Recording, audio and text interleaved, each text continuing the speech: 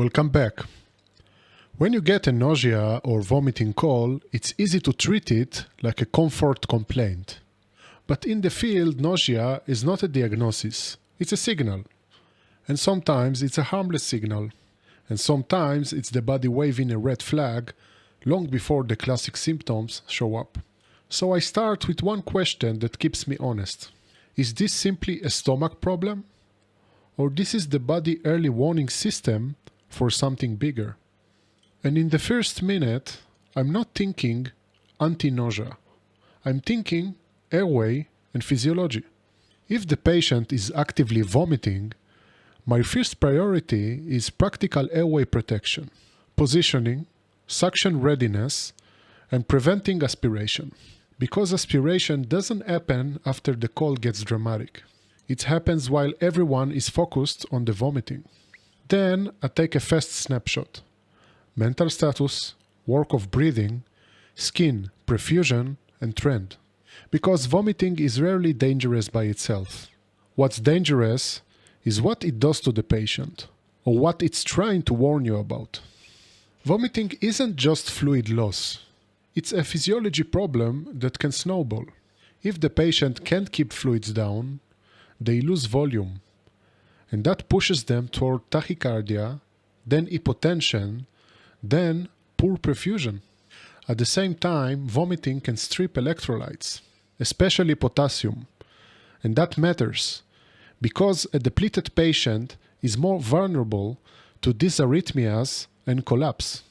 So I'm watching for the pattern of volume loss. Dry mucosa, weakness, orthostatic dizziness, poor urine output, weak pulses, narrowing pressure, and rising heart rate. And I'm also watching for something that doesn't fit dehydration. An altered patient, focal neuro findings, fever with meningeal signs, severe abdominal pain, GI bleeding, or a patient who looks like they're circling the drain. Because nausea is a symptom that travels across systems: GI, neuro, metabolic, toxic, and cardiac. If the story and exam point to severe vomiting with dehydration, you don't treat the nausea first. You treat the physiology first. That means crystalloids, and you do it in a controlled, reassessed way. Normal saline at 20 milligrams per kilogram per hour, up to a maximum of 1 liter. Not a heroic flood, a steady correction, while you keep reassessing the response. And reassessment isn't just checkbox, it's the whole point. As fluids run, you're watching mental status, pulse quality, blood pressure trend, cup refill, and the patient overall work of breathing. And if there's any reason to worry about tolerance, you keep an eye on lungs and signs of fluid overload. Because the response tells you whether this is simple dehydration or whether you are looking at something more dangerous that happens to present as vomiting. Once you support in circulation, or if the patient vomiting is driving the whole deterioration, this is where Zofran, or Odensatron, earns its place.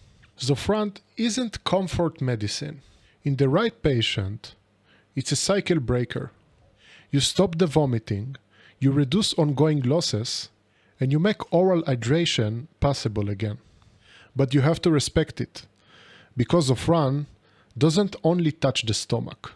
It can also affect the cardiac electrophysiology. So you don't give it on autopilot. There are clear don't moments. If the patient is under 2 months old, it's off the table. If there's a known hypersensitivity, it's off the table. And if you have reason to suspect markedly prolonged QT, you pause, think, and monitor. When you give it, keep it clean, and keep it one time. For adults, it's 4 milligrams, IM, or slow IV push.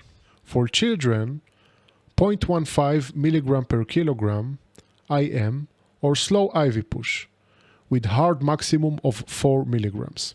Then you reassess. Not do they say they feel better, but did they vomiting stopped? Did perfusion improve? And are the vitals stabilizing? Because symptom relief is useful. But it can also mask danger if you stop thinking the moment the nausea improves. Most of the time, the side effects are boring. The classic one is headache. The one that matters operationally is the cardiac piece. Bradycardia and QT prolongation with risk of dangerous dysarrhythmias in the wrong patient. And the wrong patient is common. The vomiting patient who's electrolyte depleted, bradycardic, or already on QR prolonging meds. So your move is simple. Don't panic, monitor.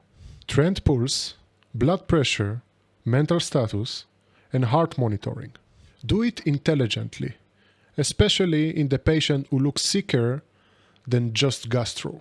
And yes, rare but real, allergic reaction up to anaphylaxis. So after administration, you stay clinically awake. Now zoom out. Because nausea and vomiting can be the surface symptom of very different diseases. Sometimes it's CNS, head injury, meningitis, migraine, or raised intracranial pressure patterns. Sometimes it's GI pathology, bowel obstruction, gastroenteritis, gallbladder disease, or peritoneal irritation.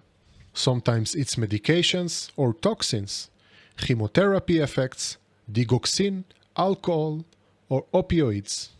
Sometimes it's metabolic states, pregnancy, ketoacidosis, uremia, and sometimes it's the one that people miss because they are staring at the emesis bag. A vomiting patient can be a cardiac patient. MI presentations can be atypical, and nausea can show up with weakness, sweating, or vague chest discomfort. So while you're treating symptoms, you keep one discipline running in the background.